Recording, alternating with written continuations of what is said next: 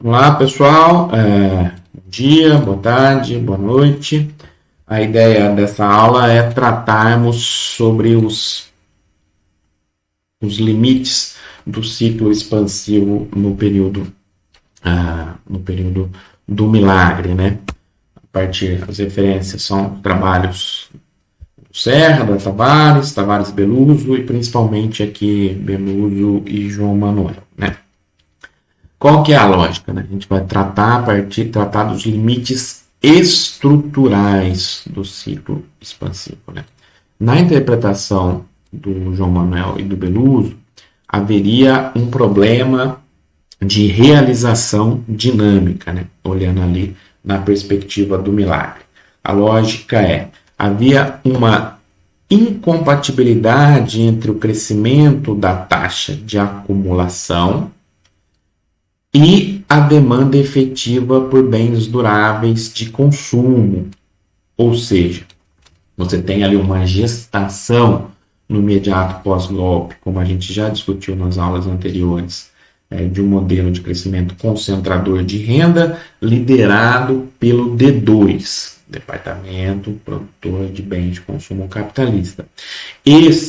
Esse esquema foi funcional ao crescimento extremamente perverso, como a gente já discutiu em diversos vídeos anteriores, principalmente no trabalho da Conceição Tavares sobre esquemas departamentais de acumulação e concentração de renda. Ele foi funcional, mas ele tinha alguns limites, ou seja, tinha um crescimento a partir de um certo período da taxa de acumulação muito grande, desvinculado de um potencial de espraiamento da demanda efetiva em bens de consumo duráveis mais amplos. Por quê? Vou fazer uma síntese lógica aqui, rapidamente, né?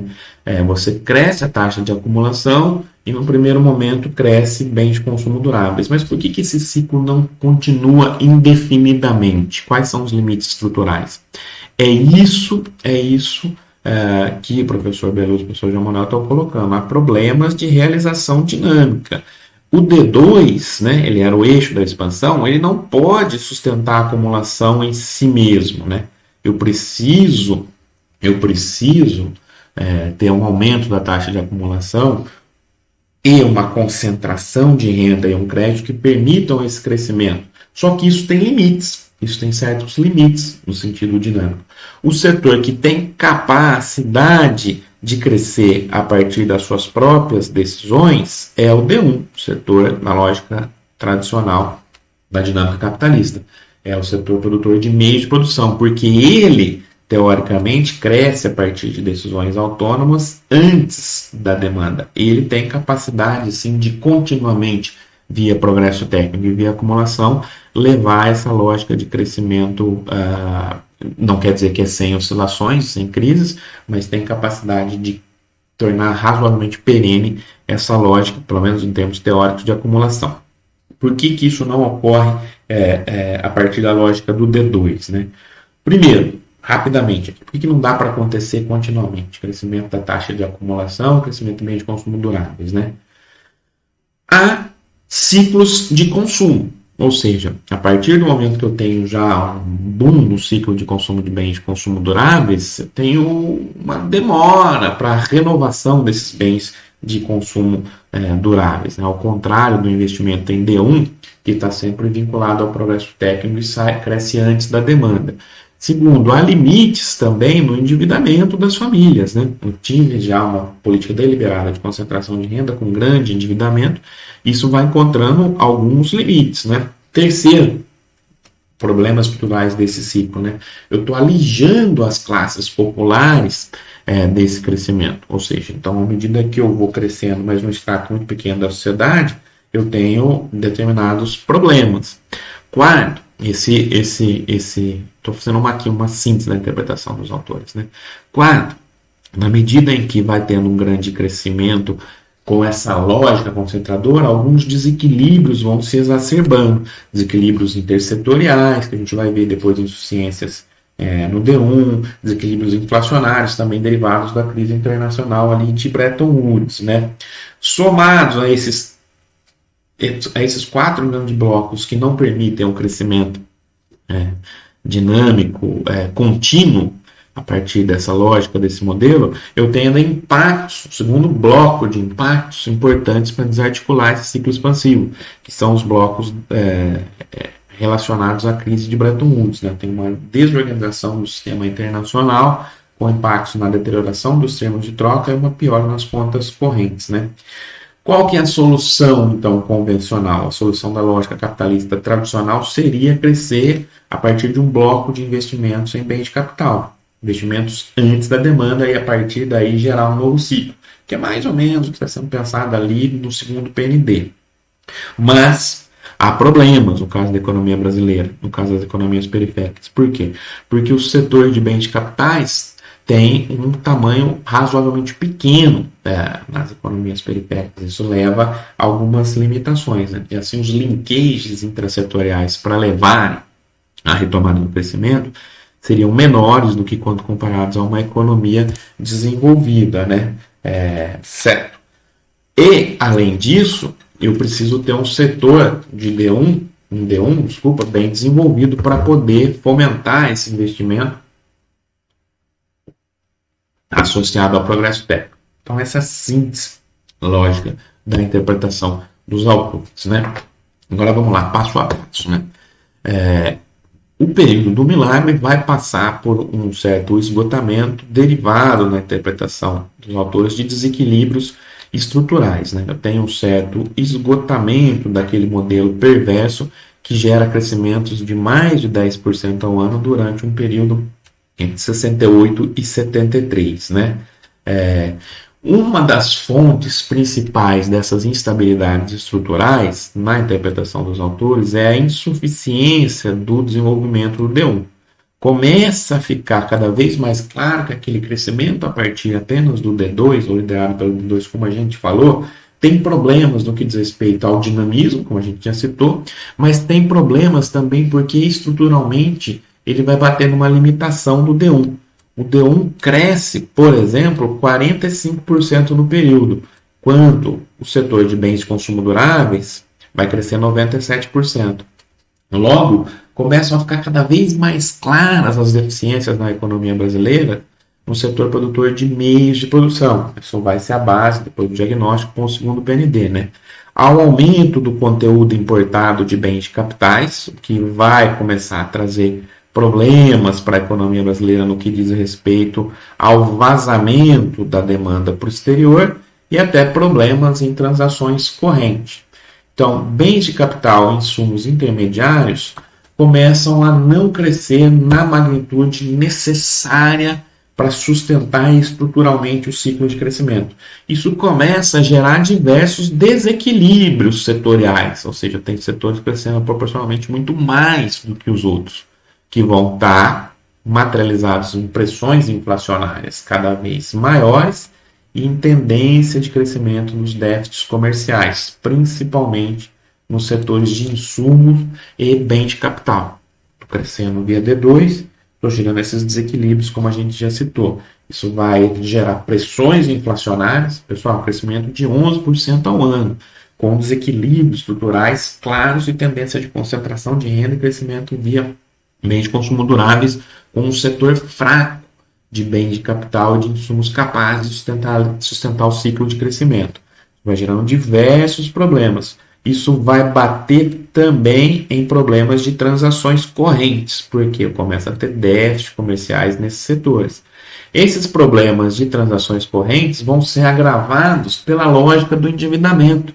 A gente já discutiu uma parte dessa lógica do endividamento e vamos discutir posteriormente até com mais detalhes. Porque o modelo de crescimento do milagre foi baseado numa escolha política deliberada de se acoplar aos ciclos internacionais de liquidez, de aumentar o endividamento externo, que agora começa a cobrar o seu preço, dada a deterioração do cenário internacional. Remessa de lucros, de dividendos, remessa de remuneração do capital emprestado à economia brasileira.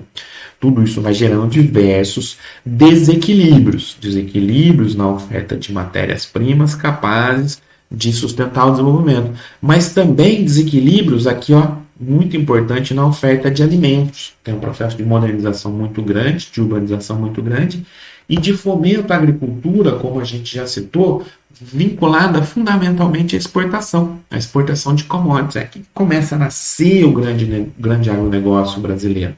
Exportação de commodities por meio do latifúndio, concentração de renda, concentração de riqueza. Eu tenho políticas deliberadas de incentivos, de subsídios a esses setores para gerar superávites comerciais, mas desarticulando a produção local da pequena empresa, da pequena unidade familiar, produção agrícola familiar voltada para gêneros alimentícios. Começa a ter pressões alimentícias, isso vai gerar a pressões inflacionárias generalizadas. Essas pressões inflacionárias generalizadas são frutos desses desequilíbrios estruturais na economia brasileira. Somando-se a esses elementos, eu tenho um aumento dos preços internacionais. Estamos aqui num cenário de crise de Bretton Woods. No começo ali dos anos 70, 73 é o final do milagre. Ou seja, desvalorização internacional do dólar, problemas, choque do petróleo, que vai vir logo depois, especulações com matérias-primas internacionais, né? Essa especulação com matérias-primas potencializada por esses desequilíbrios internacionais, num cenário de desequilíbrios domésticos importantes também, vai propagar choques inflacionários importantes na economia brasileira. Eu tenho, como a gente já discutiu, uma generalização dos mecanismos de controle de preços que vão se aprofundando no período final ali do milagre. O Delfim controlando com mão de ferro os preços dos bens industriais brasileiros, mas isso vai ficando cada vez mais difícil. E como eu tive o instrumento da correção monetária lá no PAEG, que permitia a economia conviver bem com taxas de inflação razoavelmente baixas, esse mecanismo da correção monetária vai ter um problema muito grande no que diz respeito à indexação da economia. Como eu estou avançando na indexação, um preço é indexado à variação de outro preço, que é indexado à variação dos índices de inflação, ou seja, correção monetária.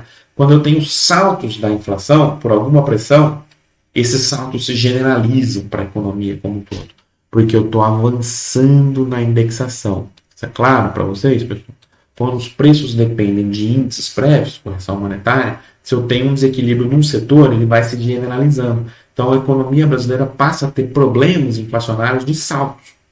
A partir de salta de 20%, depois salta para 40%, isso nos anos 80 vai ser mais intenso ainda. Conforme eu avanço na indexação, os desequilíbrios de preços são propagados, generalizados na economia como um todo, né?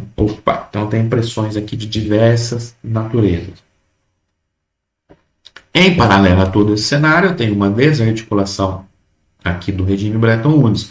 Eu tenho a desarticulação daquela lógica virtuosa que articulava a transformação estrutural com generalização do padrão manufatureiro da segunda revolução industrial para diversos países, que trazia crescimento da produtividade, um aumento da integração produtiva e comercial global, um potencial aumento de salários, isso não se verifica com tanta ênfase na economia brasileira, e uma lógica do crescimento baseado no consumo de massa, né? Então, essa lógica, passando aqui rapidamente, vocês conhecem bem essa discussão, né? Essa lógica virtuosa do regime de Bretton Woods, que articula a acumulação, investimento produtivo, aumento da produtividade, generalização do padrão manufatureiro, generalização lenta, irregular, é óbvio, assimétrica, com transformação estrutural, aumento do comércio internacional, aumento dos salários e crescimento a partir dos bens de consumo de massa, vai sendo desarticulado. Isso vai ter impactos importantes também na economia brasileira, impactos esses potencializados pelo primeiro choque do petróleo e pelas instabilidades financeiras e cambiais. Ou seja, todas as fragilidades estruturais da economia brasileira vão ser desnudadas a partir do esgotamento desse ciclo, problema de realização dinâmica, e a partir da potencialização dos ciclos, da reversão do ciclo internacional a partir da desarticulação de Bretton Woods, né? Tudo isso vai ter uma piora nas transações correntes brasileiras, no balanço de pagamento, vai ficar cada vez mais difícil as condições de financiamento. Lembrar que a economia brasileira, no período do milagre, a lógica do crescimento perverso está associada busca se associar a dinâmica financeira internacional. Isso vai trazer problemas para a economia brasileira quando esse ciclo se reverter.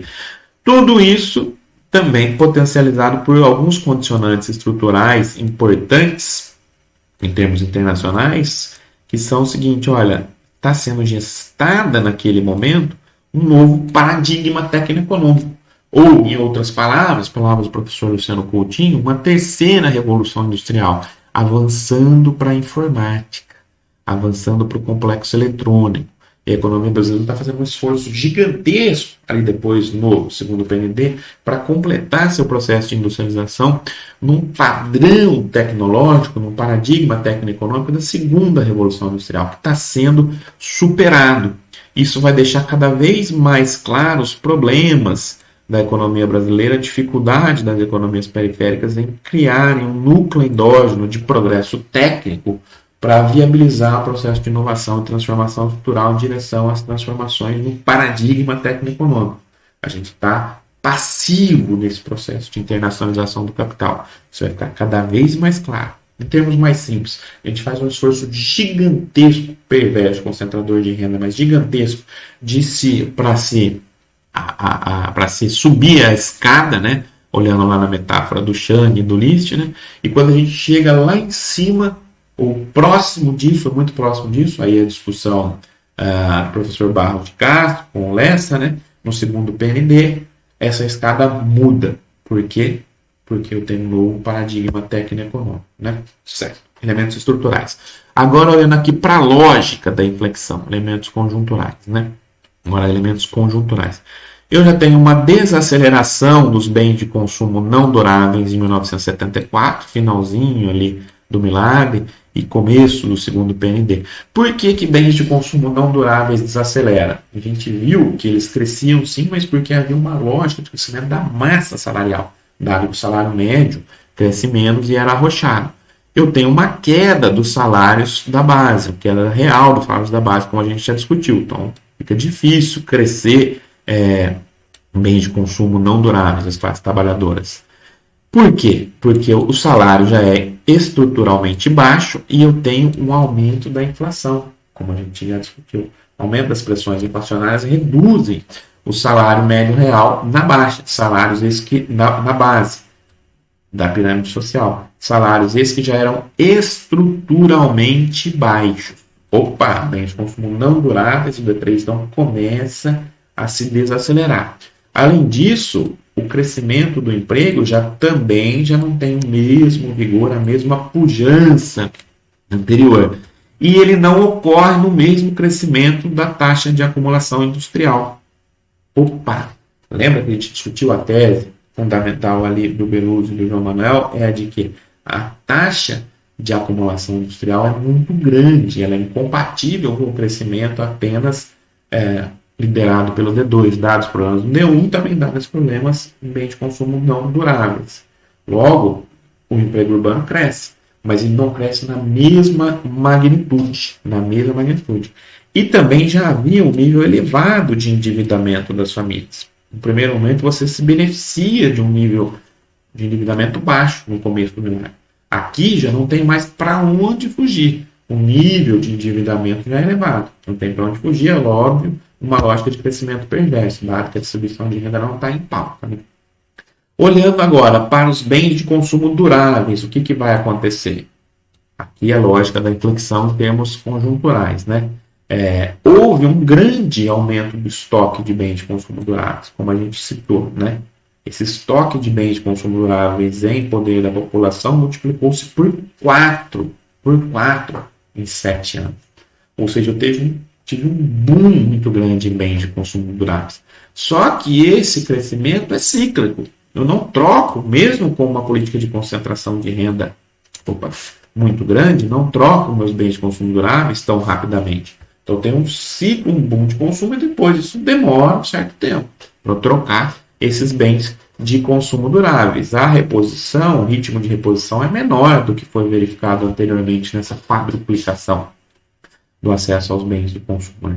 E além disso, começa a ficar mais difícil também esse crescimento a partir de bens de consumo duráveis, porque também tem um impacto da inflação nas classes médias e classes altas.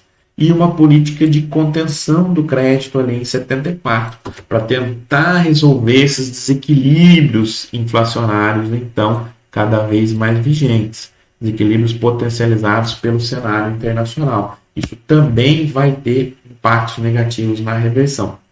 Quando a gente olha para o investimento, ainda em termos conjunturais, né, o investimento ainda cresce em 74, 75, né, mas derivado das decisões prévias tomadas anteriormente. Porém, logo após, o investimento vai crescer, mas vai se desacelerar, porque eu já tive um ciclo muito forte de superinvestimento no auge do ciclo de bens de consumo duráveis. Né? Eu tenho até um esforço de prorrogação, que depois a gente vai discutir ali com os esforços do segundo PND. Né? A lógica é não perder essa safra de investimento dos milagres. Né? Mas eu tenho problemas também, isso a gente debate em outras aulas. Né? Ok. Então, a lógica vai ser complicado manter esse crescimento, dados os problemas de realização dinâmica a partir das diferenças entre a taxa de acumulação e o potencial de crescimento no D2. A taxa de acumulação industrial em 73, para vocês terem uma ideia, era de 35%, taxa de acumulação é o lucro em relação ao capital, né? Ou seja, a cada 3 anos você duplicaria a produção industrial. Isso é inviável na forma com que esse modelo foi gestado. Não dava para esperar a continuidade no crescimento de bens de consumo duráveis capaz de viabilizar essa taxa. Por quê? Tudo aquilo que a gente já discutiu, os ciclos, não tem mais como repor, não tem mais como concentrar renda, as famílias já têm um nível de endividamento muito alto, e também não dava para crescer em bens de capital de forma a sustentar essa taxa. Por quê? Porque eu tenho deficiências nos setores de bens de capital. Entendeu? É isso que vai tentar ser contornado no segundo PND. Olha só, elementos estruturais. Apesar deles ainda terem alguma expansão pós-milagre. Né? Certo. A lógica da inflexão, então, para a gente finalizar, vai acontecer de qual forma? Olha, o setor de D1 ele é incapaz de liderar um novo ciclo de crescimento. Ele é incapaz por todos os problemas que a gente já citou. Seria interessante porque ele faria com que o investimento ocorresse antes da demanda, essa seria a lógica convencional, né? Essa seria a lógica convencional nos países desenvolvidos, né? Porque você teria vislumbrando possibilidades de lucro e decisões de investimento seriam tomadas, e aí via linkages, encadeamentos, você teria um ativar do circuito gasto-renda que geraria demanda. Então, essa seria a forma de contornar essa lógica da inflexão a partir desses problemas colocados. Problema, nossa economia não estava montada para essa lógica de crescimento a partir do D1, dado o regime estabelecido ali pós-golpe de 64, ao contrário disso, isso vinha a partir do D2, e tinha problemas estruturais no setor no D1, como a gente citou já. Nas economias periféricas, o D1 tem uma participação pequena, então liderar, isso é um problema no subdesenvolvimento, liderar o crescimento a partir do D1 não traria linkages tão grandes quando comparado aos países centrais. A gente precisaria de um crescimento muito grande, contínuo e cada vez maior para viabilizar dinamicamente essa lógica da acumulação e geração da demanda, né? Pelo fato dele ser muito pequeno. Então a lógica seria aumentar a participação do D1 na economia. Mas aí tem problemas de financiamento, problemas tecnológicos e problemas da mudança do paradigma tecnoeconômico. Problemas estruturais muito sólidos, né, para fazer com que eu tivesse um crescimento acentuado e de maneira contínua dos investimentos no D1, né? Então é nesse sentido que a gente tem que entender os limites estruturais do ciclo expansivo do milário, né? Uma incompatibilidade entre a taxa de acumulação, que é muito alta, foi gestado dessa forma no período pós-golpe, e a demanda efetiva no setor de bens de consumo duráveis. Por quê? Porque esse foi a escolha política deliberada pós-golpe. Isso foi viável e perverso, foi funcional ao crescimento durante um período. Dali 7 anos, também pelos desequilíbrios internacionais, mas muito pelos desequilíbrios internos e pela lógica do modelo, vai ficando cada vez mais clara a incapacidade estruturalmente de avançar nesse ciclo expansivo. A resposta vai ser o segundo PMD para essas incapacidades.